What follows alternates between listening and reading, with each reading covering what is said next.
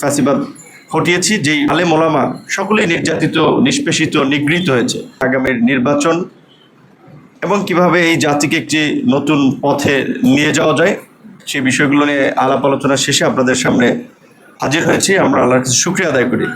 আপনারা জানেন যে এই জুলাইয়ে ছাত্র জনতার একটি সফল গণ অভ্যুত্থানের মধ্যে দিয়ে আমরা দীর্ঘ 16 বছরের ফ্যাসিবাদ ঘটিয়েছি, যেই ফ্যাসিবাদের আমলে এই দেশের সাধারণ মানুষ, আলেম ওলামা সকলেই নির্যাতিত, নিষ্পেষিত, নিগৃহীত হয়েছে এবং বাংলাদেশ কার্যত প্রতিবেশী দেশের একটি করদ রাজ্যে পরিণত হয়েছিল।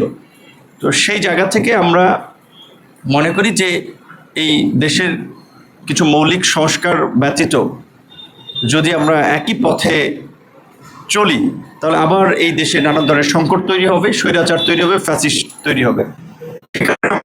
যে এই জুলাই গণ অভ্যুত্থানের যারা হত্যাযজ্ঞ চালিয়েছে, নির্মমতা চালিয়েছে, গণহত্যা চালিয়েছে, তাদের একটা দৃষ্টান্তমূলক বিচার হওয়া দরকার এবং একই সাথে এই গণহত্যার সাথে জড়িতদের রাজনীতি বাংলাদেশে অন্তত হওয়া উচিত না। আমরা তো ইউরোপ আমেরিকার চেয়ে ধরেন বেশি উদার না বলতে গেলে আর কি বিশ্ববাসীর চোখে। সেখানে জার্মানিতে নাৎসিরা কিংবা ইটালিতে মুসোলিনির পার্টির সেটাও কিন্তু নিষিদ্ধ হয়েছিল। সেই জায়গা থেকে আমরা এই গণহত্যাকারীদের রাজনীতি নিষিদ্ধের বিষয়েও আলাপ আলোচনা করে, যারা পীর সাহেবও বলেছে, এবং দ্রুত বিচার যতটুকু সম্ভব সম্পন্ন করা এবং একটা গতি আনা, এই বিষয়গুলোতে আলোচনা করে আমরা একমত হয়েছি। এবং ইসলামী আন্দোলন এবং গণ অধিকার পরিষদের দুটো রাজনৈতিক অবস্থান এটা অনেক আগে থেকে, বিশেষ করে এই সংখ্যানুপাতিক নির্বাচন বা পিয়ার পদ্ধতির নির্বাচন, আপনারা জানেন আমাদের দল ঘোষণা হয়েছে 21 সালে। সেই 21 সালে আমাদের 21 দফা কর্মসূচির ঘোষণাপত্রই আছে যে ভারসাম্যপূর্ণ সংসদের জন্য এই সংখ্যানুপাতিক নির্বাচন।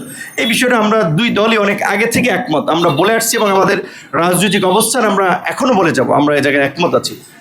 একই সাথে আপনারা লক্ষ্য করেছেন যে এই গণ অভ্যুত্থানের পরপরই আমরা বলে আসছিলাম যে ফ্যাসিবাদী আমলে অনুষ্ঠিত স্থানীয় নির্বাচনগুলোয় যারা ভোট ডাকাতির মাধ্যমে জনপ্রতিনিধি হয়েছে তাদের বিরুদ্ধে ব্যবস্থা নেওয়া দরকার, নির্বাচনগুলো বাতিল করা দরকার।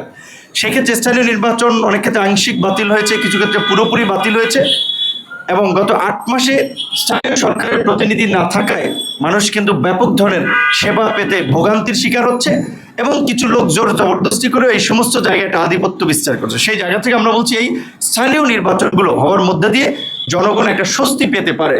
যেহেতু জাতীয় নির্বাচনের আগে সংস্কার হবে, তার জন্য কিছুটা সময়ের প্রয়োজন, জাতীয় ঐক্যমত প্রয়োজন, অন্তত তার আগে স্থানীয় নির্বাচনটা হতে পারে। এই বিষয়ে আমরা দুটো দল আমরা একমত হয়েছি।